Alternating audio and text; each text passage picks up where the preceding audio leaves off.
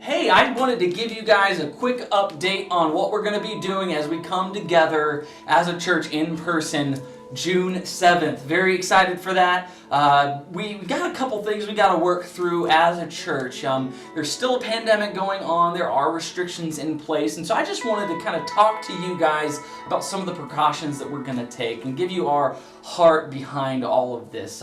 Romans 13 goes into great depth about how the governing authorities have been placed over us as a people for our good and for our protection. And as such, we want to follow and abide by those rules, those laws and restrictions to the best of our ability. And so we fully intend to do that. But even more important than that, the heart behind what we are going to be doing as a church when we gather together is talked about by Jesus and commented further on by Paul. And it's this idea of love.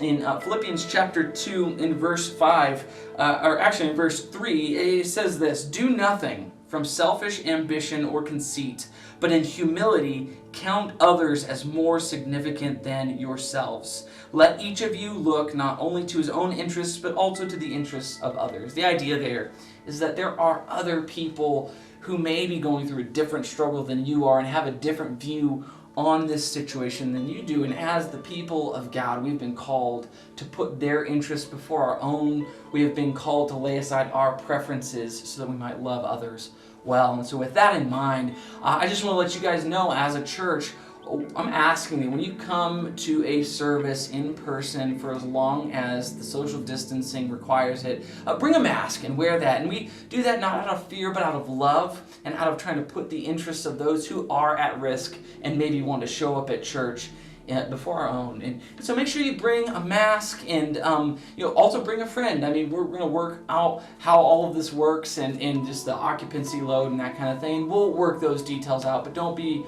worried. Bring a mask, bring a friend.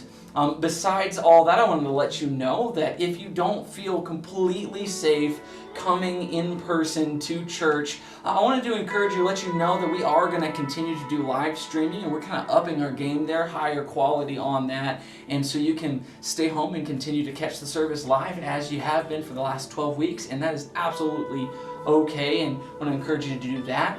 And beyond that, I wanted to let you know that we aren't going to be doing kids ministry to start.